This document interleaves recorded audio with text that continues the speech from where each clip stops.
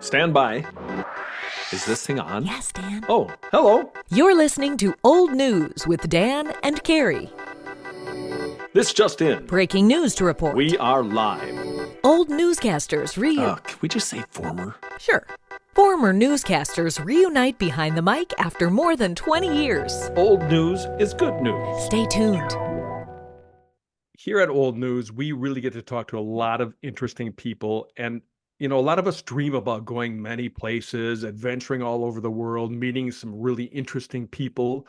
But some people actually get to do it, especially journalists like the guy we're going to talk to today. Why don't you tell folks who it is? John Stofflet. He will blow your mind with some of the stories he shares with us. So stay tuned. Today's guest on Old News is one of my personal local news heroes, really. He's had an illustrious career spanning more than 30 years. He can correct me on that, of local broadcast news, including something like 25 Emmys, stories in 40 countries and 7 continents. Of course, he's had brushes with hurricanes, avalanches, tornadoes, as well as some very famous people, including at least one U.S. president. Mm-hmm. Here he is, folks. John Stofflet, the now retired anchor of NBC 15 News in Madison, Wisconsin, somebody I was lucky enough to watch almost on a nightly basis. And now they're called WMTV News, I guess, John. Oh. So, Yes. Yeah. A little rebranding. Yeah. I took the peacock along with me when I left, I guess. I don't know. Well, welcome. Thank you so much, Carrie, Dan. It's a pleasure to be here with you and talk about the career. I started in 1983 on television. That's what I was going to. What was your first job in TV, John? My first job, you guys will relate, it was doing mornings, but there were no morning shows then. It was cut-ins. Yes. So I'd get there at like 3:30 in the morning and write 4 cut-ins that would run during Good Morning America, because I was on WKOW, a station you're familiar with. Oh, yeah. And We've heard of it. Yep. we've heard of it. And so I'd get there and I would write all the stuff and edit it on 3/4-inch tape, and then I would do these live at 7:25, 7:50, 8:25, and 8:50, and they went all over the state to all 4 stations. Oh, really? Wausau, Eau Claire, La Crosse, and Madison. So, and then I went out and reported after that, and I'd be exhausted and I'd be waiting. The assignment editor would say, "Oh, I'm waiting to hear back from City Hall about a new ordinance. I've got you set up for a 1 p.m. interview." You're like, oh my oh, God. Yeah. So that was my first job. Right. Right. And I want to show people, you mentioned the 1/4-inch tape or 3/4-inch tape. And actually, after we interviewed another one of our folks, I went out and dug up. So this was like one of my, I don't know why it's all blurry, 'cause it's a stupid background, but it's classified. we were talking about how people used to, apply for jobs and stuff like that. Yeah. And I happened to be in my basement, of course, and I dug up this old 3/4-inch tape. Oh my gosh. So we used to have stacks of those, right? Just And you'd have to around. mail them out. When I think of the expense, and then Oh, there I were know. a few kindly news directors who would actually mail them back to you and say, "Here's your tape. Thanks for your interest. We don't have anything open." And back then, there weren't a lot of openings, and now it's like any other business. TV stations are just, you go to their websites and there's a lot of openings, like any other labor shortage. So it's interesting. That's interesting that when you did the cut-ins, they went all over the state. When we did the cut-ins in the morning, it was just Madison.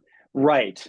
And so it was really weird because they said, well, don't make it too Madison centric, because people in Wausau don't care about the city council in Madison.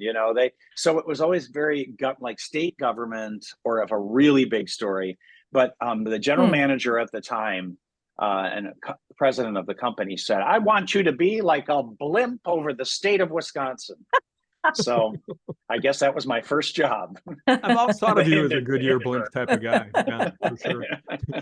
So why did you decide on journalism, John? Why was that the career you chose? Well, I was a kid who, from probably 6th or 7th grade on, growing up in Middleton, Wisconsin, watching my little black and white TV, was just enamored with Johnny Carson. I'd watch Johnny every night, and we had Rodney Dangerfield on, whoever it was. I would I thought, what a cool job to interview people who are, not the ordinary people. They're on TV because, they're doing something unusual or unique. And So unfortunately, as I learned the older I got, there was only one Tonight Show host, Mhm. and Johnny wasn't leaving anytime soon, and then Jay was in line, and so no, I when I got to the university back before you registered online, they'd hand you this big book of courses, and I thumbed through it and I thought, oh, journalism.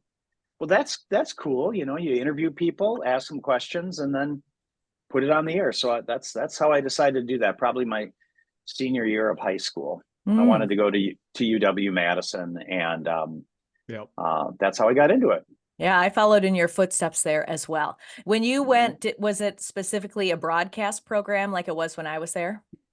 Yes, it was a broadcast program, and then as a sophomore through senior year, I worked at the Badger Herald, Mm.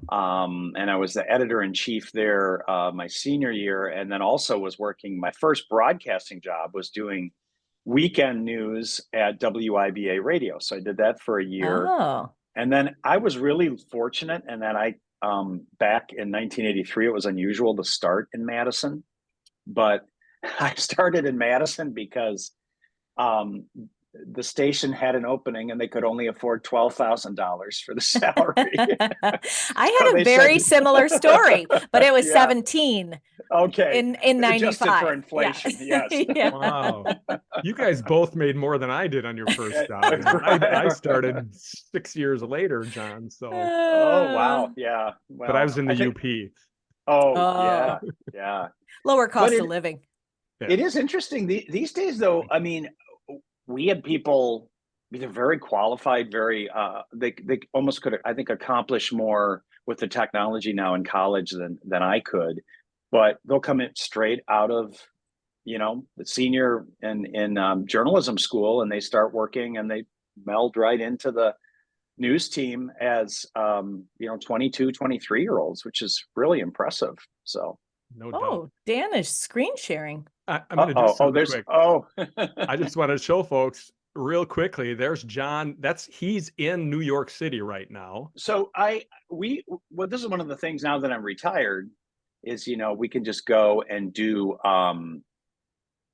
travel when we want. And New York has always been special to me because my parents met here. My mom Oh, was from Brooklyn, born and raised. And my dad was an Army boy from Wisconsin who was stationed in Brooklyn during World War II, and they met here at Fort Hamilton. So I just oh, walked over to really? Brooklyn this morning. Ah, so you're Yeah. vacationing there right now. Yeah, we're actually, a friend of ours is in England, and he's letting us stay at his place and keep an eye on things. And I also have a sister who lives in Long Island, so yeah, Nice. here for about 3 weeks. So Ooh. kind Well, of so- immersing myself.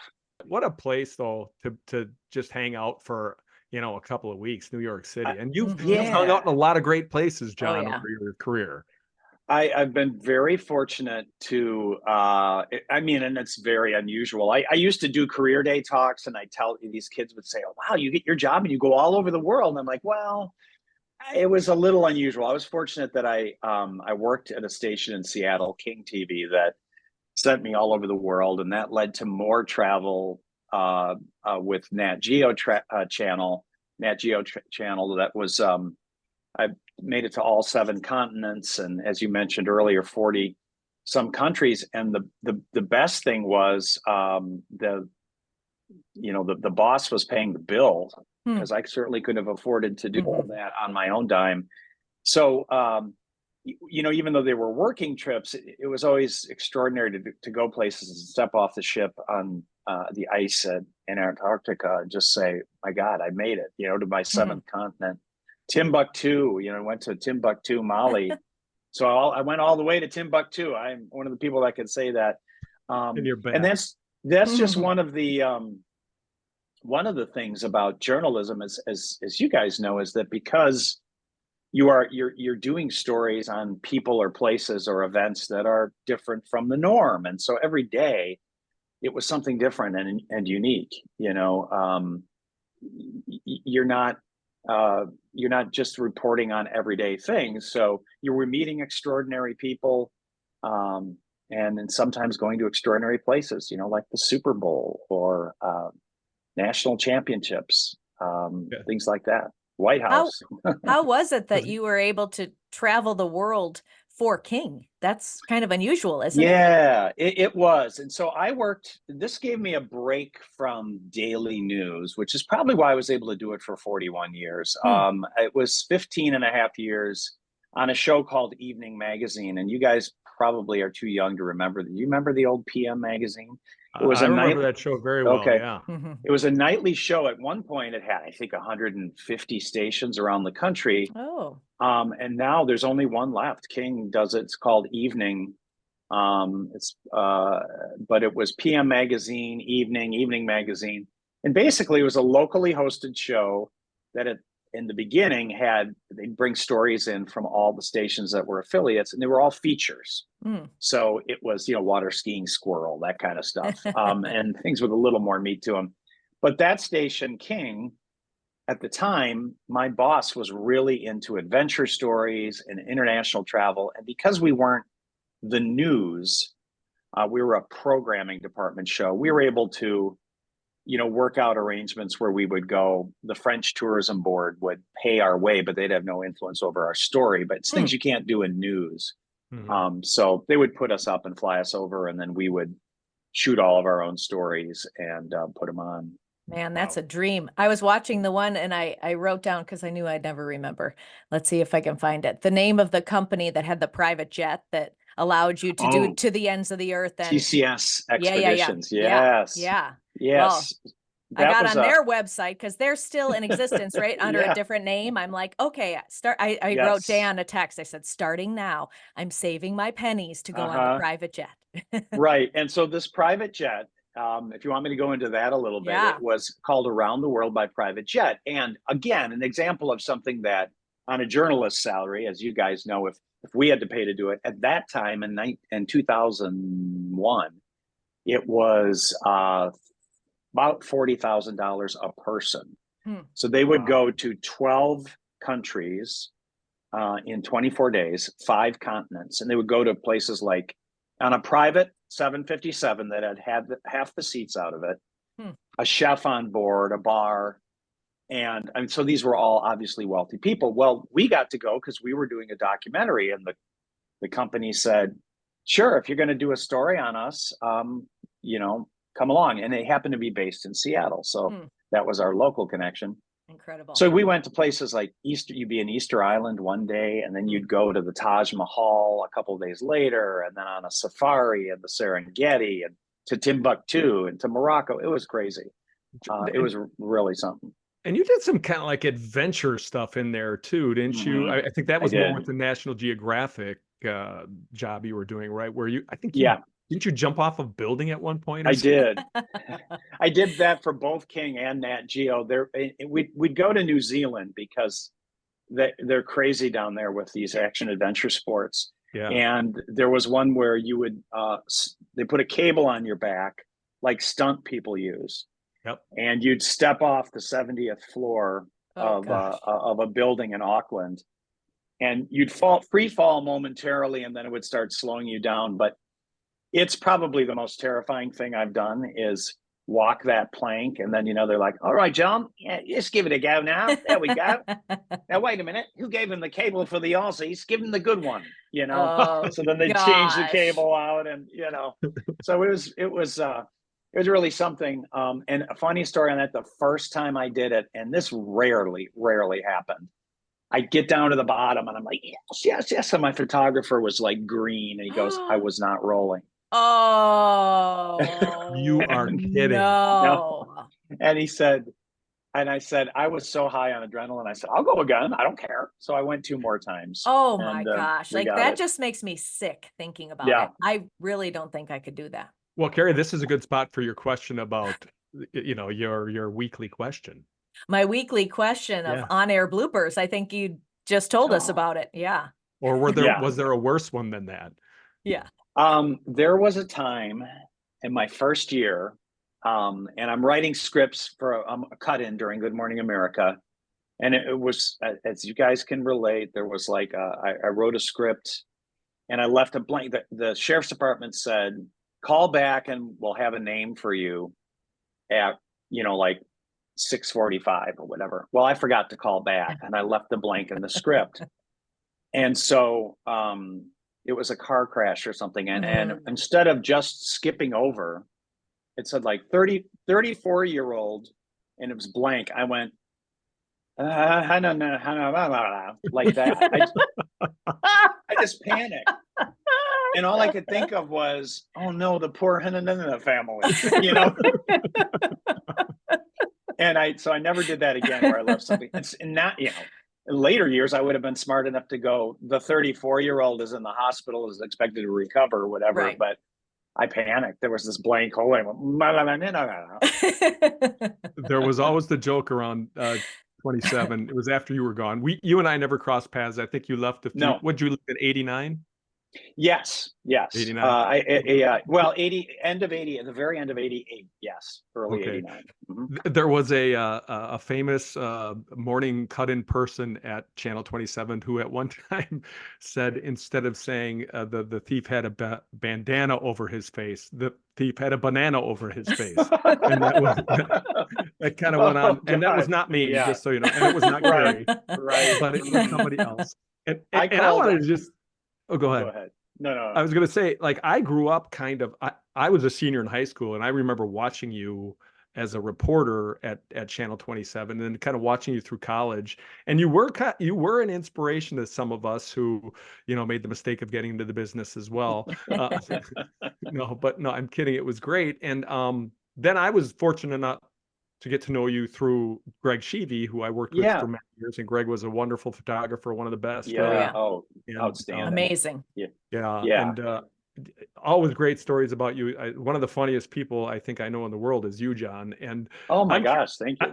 I'm curious, did you cross paths with Stephen Levitan then too? Oh yes. Steve and I, it's funny because Steve is the creator of Modern Family. And before that, for people who may not know, and before that was involved with Wings and writing for that, and Frasier, and also created, I think, Just Shoot Me, or was one of the co-producers of it. But prior to all of that, Steve Levitan was a kid from Chicago who was graduated from UW School of Communications, and got his first job at KOW as a City Hall reporter. Mm-hmm. And you could always tell Steve didn't really want to be covering City Hall. And, you know, it takes a certain breed to do that anyway. It's a very important job, but it's not for everybody.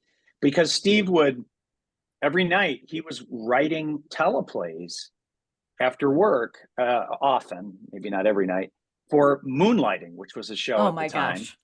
And we were all like, yeah, Steve, dream.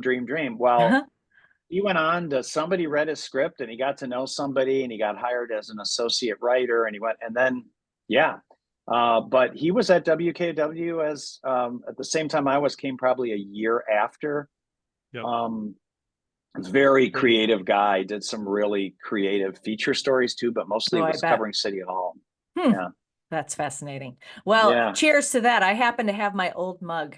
Hey, look at that. Oh, look at that. Nice. Well, well, and then so you went right to King from KOW, correct? I did. I that was in 1983, or sorry, 1989. And I got hired for a show that was canceled 11 weeks after I got out there. Oh, no way. And fortunately, I mean, that was a real introduction to big market television. Fortunately, they kept me and a photographer, and they put us on this evening show, and everyone else, except for maybe one other person of the 30 some people, was let go. And so we're let go. But the King at that time had a programming department just doing local shows of some 80 people. I mean, just local shows. That was beyond the news department.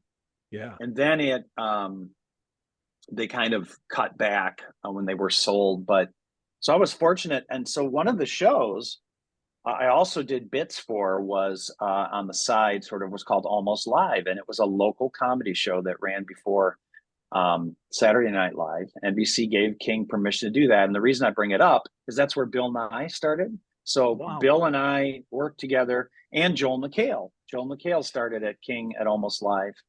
And a couple other guys, Ross Schaefer, who used to host Match Game for a while after Rayburn, I guess. And then I remember that. There were just a really talented stable of people there at King. So And what was they your went on- show? What was your show like?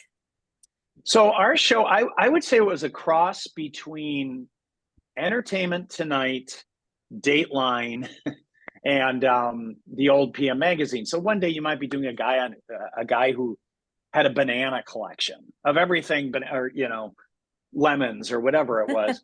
And then the next night you'd be doing a man has been missing. We do like local Northwest unsolved mysteries, and it was a real amalgam of some sort of like, I guess you would see in People magazine, almost that kind of a show.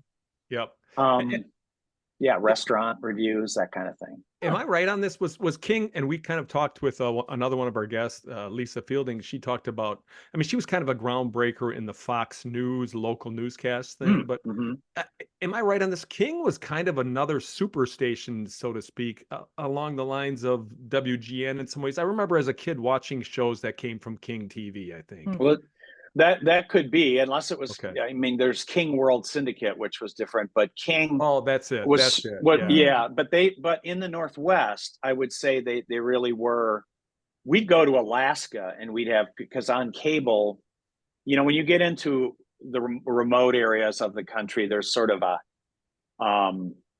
what's the word I'm looking for? A key hub city that everybody goes through to get to Alaska, to Asia, to whatever. But in Alaska, we'd be on cable there, and in the Pacific Northwest and Southwest of Canada, which is British Columbia and Alberta, we were popular, and Montana and Idaho. So, and then they also started well, here in New York they have New York One, and they had something similar in Seattle that went all around the Northwest, where they basically repurposed news stories. They had a cable channel that went to Spokane, Boise, Portland, all over the Northwest, and that went away eventually. But it was so in that regard, it was sort of a flagship.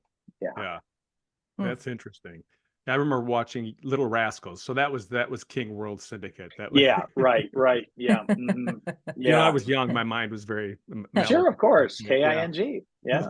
So your travels led to some interesting encounters with wildlife. I was watching on YouTube your penguin story, which was fascinating. What was that like? Yeah, there is. People always ask me of the 40-some countries you've been to. Antarctica is a continent, obviously, but we're going to call it a country for this purpose.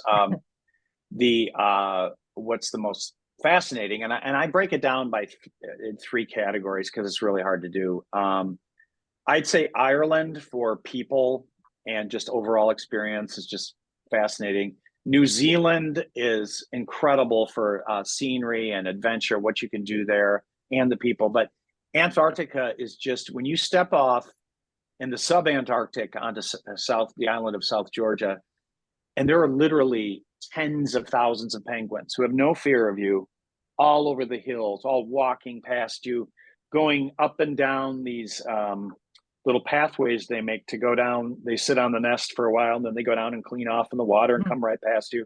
It's really, you're really immersed in nature. It's a fascinating place, and it's a good thing it's hard to get to. That keeps it pristine, but it's also unfortunate that not everyone can easily get there and see it, because it really is a remarkable corner of the planet, and I was so lucky to get there. The beauty of TV. That's you brought that story to everybody, and I'm picturing it. Were you dressed up in a penguin costume too? So right. Yes, exactly. Waddling, like, fit right in, like the penguin on the old Batman show. Yeah. So then, you kind of alluded to this before too. You came back to Madison then after being at King for 16 some years, I think. And so you kind of, you had family back here, and you were kind of going back and forth. I was going back and forth. Yeah. My kids were living in Wisconsin. My wife at that time was raising them, and really deserved an award for me of being gone all the time, because I was out in it went through a number of iterations, but basically I'd be in Seattle half the month, and then in Wisconsin half the month. I was the original work at home guy, but in the 90s, before that was really a thing. Thank so you I for would breaking go out ground there. on that. Yeah, Paul. yeah, that what you're welcome. And yes, I'm starting a GoFundMe to, remunerate myself for starting this trend. But I would Well, I thought you had an OnlyFans site, but that's okay. No. oh That's separate, working Dan. on that. Yeah. Why do you think I'm in New York? I'm working on that. Anyway, yeah, so back and forth, I would spend 2 to 3 weeks out there or traveling the world. And then I'd come home to DeForest, and where my wife at the time was a teacher and our kids went to school. And yeah, so then we, there was very fortunate to have bosses that saw that since it was not the news, I mean, obviously a news broadcast, well, back then especially, it's not like I could be in Wisconsin, but this was more, I had to do 5 long format stories a month or documentaries or whatever. So, it didn't matter if I lived in Wisconsin, had a laptop, was right there. And the funny thing is, I had under my stairs, it was like Hogan's Heroes. Under my stairs, it was carpeting nailed up and this big old microphone and headphones. Like these. And I'd go down there and record on a reel-to-reel machine that King boxed up and sent out. Wow. If you know what reel-to-reel is. And this tape, and I'd have to FedEx it because you couldn't do it by web. I have to FedEx that tape out to Seattle, and then an editor would take it and they'd have my audio, for my narration. That's crazy. So, yeah. I can see you with your little stocking cap on, like Hinchlow on exactly. Yeah. Very good. Yeah. So, Yeah. We know nothing. Nothing. I mean, you started in news back in '83. You have seen a ton of changes. Were they still using film back then in '83, or was it already into the 3/4 inch tape completely? They had just switched probably a year prior from film. In fact, at UW, I think mine was either the first class or second that was lugging around these big 3/4 inch, decks. And we had a shop. I still remember a shopping cart. We'd put them in and push them up and down State Street, to do stories that nobody saw probably because it was on the campus channel or whatever. But yeah, so it was that's a major change. And I think, the biggest change, though, that was my next question. What's the biggest change? Yeah. I think the biggest change is the immediacy. Back when I started in the business, there was a 6 o'clock and a 10 o'clock. And there was the odd station, like Channel 3 had a 5 p.m. and a noon show. But that was unusual. It's usually a 6 and 10. There were no morning shows except those little cut-ins. Yep. So if you wanted to know what was going on, and obviously we didn't have these with, everything on it at your fingertips. So you want to know what was going on, you stayed up for the 10 o'clock news. And that's why the numbers for 10 o'clock news were huge. Right. And why they're dwindling now, they're going down because we all have this at our phone, our finger at our phone. What am I saying? Our phone at our fingertips. Good thing I'm not anchoring anymore. But yeah, it just, that's the biggest change is just the frequency of broadcasts and the need to make sure that doesn't become, faster is the important thing. It still has to be right. It still, we can live stream some really dramatic things and some horrific things if we're not careful. We still need to make sure that we're a gatekeeper and the things that go out are done responsibly, broadcast responsibly. So that's the frequency is the biggest thing, and the volume. Just at my former station, the news starts at 4:30 in the morning, 4:30 to 7, 11 a.m. You've got a 4 p.m. Stations are 4 to 5. A 5, a 6, a 9, a 10. Weekend mornings, it's just it goes on, and then the web content. And right. So as an ancillary to that, I would say the web is probably the overarching bigger change. Right. That used to be an afterthought. You probably remember when it started out. Yeah. You were like, oh, I'll throw something on there. Lindbergh made it, Yep. It's like, well, that's a little old, but who cares? No one goes on there. Now it's web first. Yeah. Right. Yeah. Right. That was just kind of starting when we were in it, and we'd be like, oh, we just get done with the Mhm. show, and it's like, oh, somebody has to update the website. It was always like, Yes. oh gosh, more Right. to, we're exhausted. Here we Right. go. But now it's just, somebody might be You doing do. that exclusively. Yeah. And I Well, have to say too, one last thing that's really changed is the talent of, so the MMJ, multimedia journalists, used to be called a one-man band. Mhm. They're doing everything. And I mean, I've seen these young people shooting a courtroom verdict, and they're tweeting while they're rolling, and I would still be like trying to log in if I were them. So, for what they may lack in experience or polish because they're just starting out, they more than make up for with the amount of the numbers the number of talents they bring, and the ability to just multitask, Hmm. do so yeah, much. yeah. That's not in my lexicon, multitasking. No, me The either. the the other thing that even just when I was ending my career in TV news at the time, we had just kind of gotten email really, and Mm, maybe a couple of years we had email, and so the immediacy of feedback from Yeah. people, yes. and that's so much quicker today now. I mean, people used to have to Yeah. pick up the phone and say, "Hey, Dan, I don't like your haircut today." Get Yes. that, but Yes. now they can just do it like that. Yes. And it's really hard. The social media and the email, and you get some nasty ones.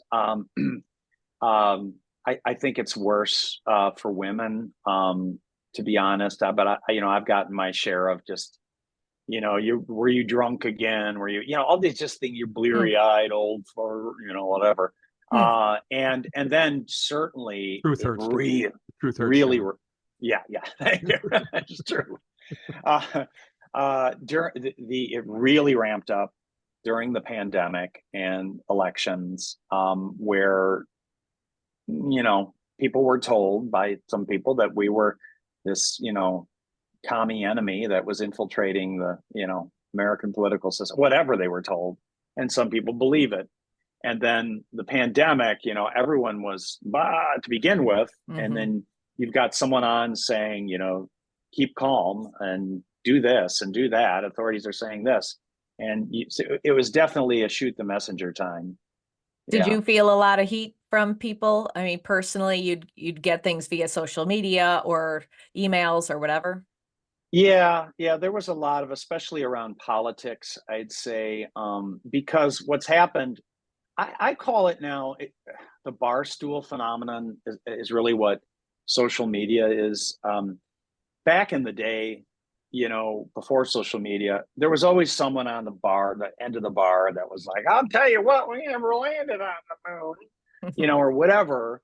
And they're like, "Oh, that's just Freddie, don't pay Right. attention." But now Freddie goes on the web, and Freddie can find 10,000 other people who are saying, "You're right, we never landed on the moon," or elections are fake, or whatever it is. And you can find people. And so it's affirmation. It's like, see, I knew I was right. I'm not alone. And then when if you're into conspiracies, you start to find these enemies of the people, and so yeah, I think we all felt it. The pandemic was, obviously obviously, were running high, and then we had street protests and vandalism and everything else going on.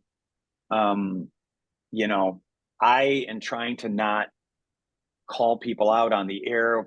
I'm not a judge and jury. There were times I was watching street protests, and I didn't see something happen, but something obviously happened. And then because I wouldn't say it, they're like, "Oh, you won't. Yeah, you're just ignoring the violence, or you're not making accusation. You're avoiding the truth," and all these things. There Mm. was a lot. Yeah, there's a lot of It's hard that. to win. Yeah, it's hard to Yeah, like get.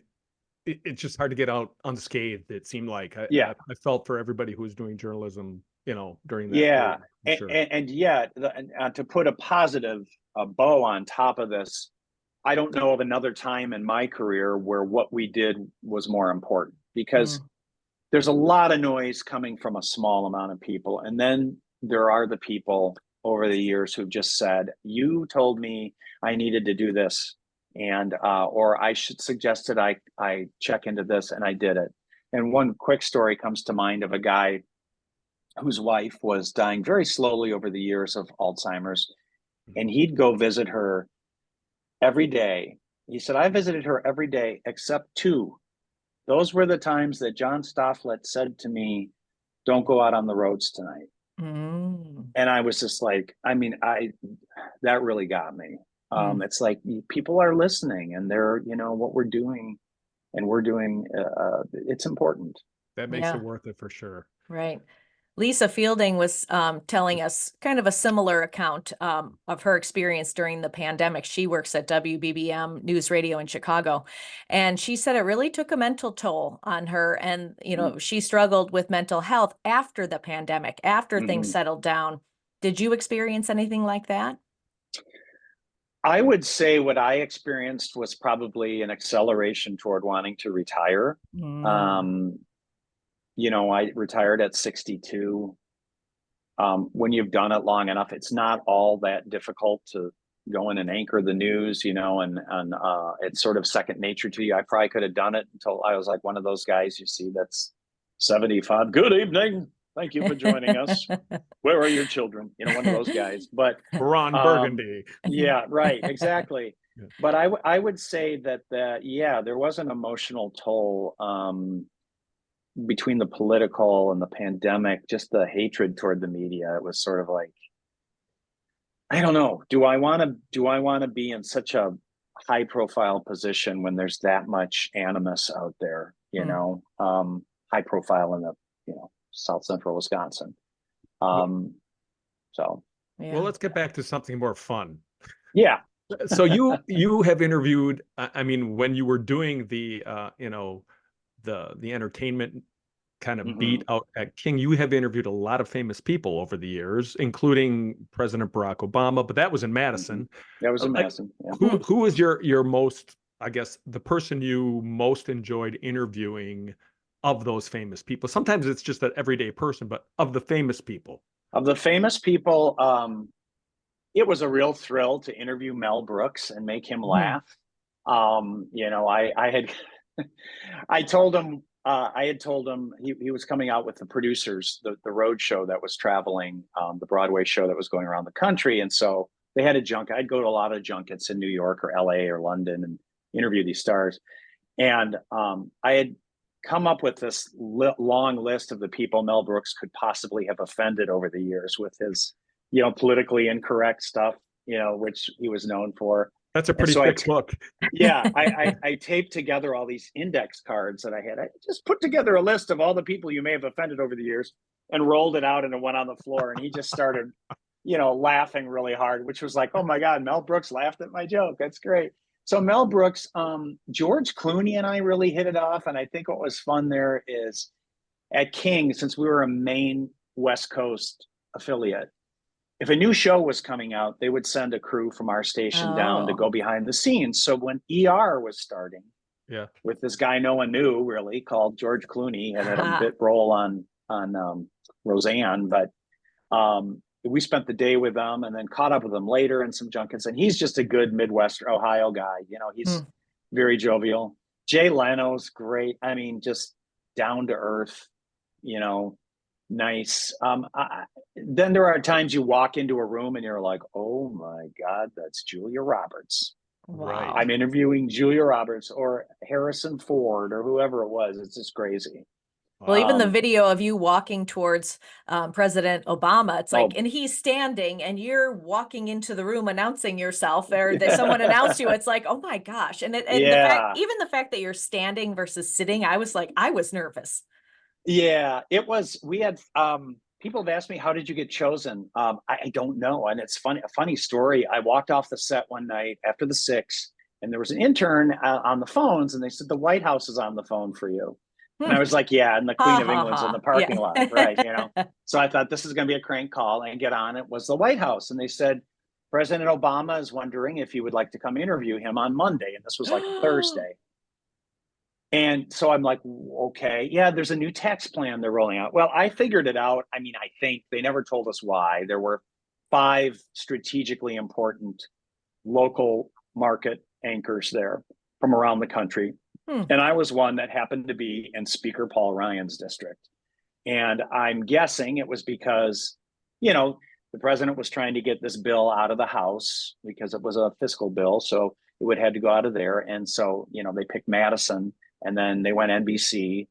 And then, this guy's old. He'll ask, questions that aren't embarrassing or whatever. But you walk in there, and a couple of the people in that group were terrified. They were like, I don't know what I'm going to do. Oh my God, I think I don't know if I can do this. And they were like, you're going to walk in. He's like a Chicago guy, down to earth. And he was. We started talking Badger basketball because they had just lost the national championship like 2 days earlier. Oh. And he was, so very easy to talk to. And that was a pinch me moment for sure. I think any journalist to have a one-on-one at the White House with a sitting, or in this case, standing president was pretty nice. It's crazy. It's Amazing. I think a lot of journalists would envy that, just the opportunity to be there. It's what a career you've had, John. I mean, just all of the people you've met, all of the things you've done. Was he the only president you were able to interview over the years? Yes, that was the only president. I covered campaigns over the years, but I don't think anyone I ever covered won the election. And that was often back in a time when Democrats were trying to win Wisconsin. It was sort of during the Reagan era and the post-Reagan era when, Wisconsin was kind of one of those states that, everyone's coming to now, but it was very important then, but it was pretty red at the time. So it's been a fascinating, I do pinch myself many times. It's nice now to have the time to kind of sit back and go, all right, you got out when you wanted to on your own terms. You didn't mess anything up too bad that I know of. I'm working on that. You can be story proud. right now. Yeah, that's my last Breaking question. news. Yeah. Right. Yeah. What about this lawsuit? Yeah. Yeah. So no. So I've what's just been a next lucky for guy. you? Do you have plans or Yeah. projects you're working on? This first year, I don't have a lot of projects. I mean, I might eventually. I think what you guys are doing is great. This is just a great creative outlet. That's a fun idea. I do a lot of kayaking. I did 808 miles this past year, and I do that and travel. I am doing trips for the station still. The Colette Traveling joined me and my wife Anna for lovely. Fun. We just got back from Iceland. I'm thinking of signing up for one of those in the future, John. I so- know. I'd like to Good. do that too. Need any help? I think you'd have fun. No, it's kind of a fun thing to do. And then volunteering. I mean, I'm still on the board of the Badger Childhood Cancer Network, and I volunteer I've done some things for the fire department, for just a number of organizations around town. So more of that to come. But at this point, no plans to go back on the air. But it's hard to get that out of your blood. Never say never. Yeah. Right. Yeah, that's a good point. It is hard to get it out of your blood. That's why Carrie and I are doing this. Yeah. 20 some years later. It's Right. still something fun to do. And, once you do it, it's somewhat of an addiction, because it is. It's too bad. It's just so difficult. It's like theater or anything else that is on when people are off. That tends to be when the main audience is there. It means that you have crazy hours, and the pay used to be, it's getting a little better, but it's not great because there's a line out the door, kid, of people who want to be on TV. If it's not you, it's him. Yeah. So, but it's a great career to go into, and for some people it's a couple of years. For others, if it all works out for you, it's 41 years, and I couldn't have been more fortunate than I was. Well, John, I'm sorry. I'm the one who has to get off here and go do something else. But I would love to catch up with you again in the future. And it's good to have you still in the Madison area. And like you said, a career like journalism, just to kind of encourage people out there who might still be thinking about it, Hmm. it's a career that opens a lot of doors. You meet a lot Mhm. of people. There's a lot of tentacles that go out there when you're a journalist. And if you don't stay in the business, thank God you did, John. There are other opportunities that are journalism adjacent. Yeah, So, Mhm. you know, thanks so so much true. for coming on and talking about your career with I us. thank you both, Dan, Carrie. Yes, Thank you so much. wonderful to Great, meet you. great questions. Wonderful to meet you too. And I'm glad you guys are doing this. This was fun. All Thank right, you. enjoy And the Big Apple. enjoy New York. Till we meet Okay. again. All See ya. right. We'll talk later. Bye. Bye-bye. Bye. Thanks for tuning in to Old News with Dan and Carrie. That's old news for now. Join us next time.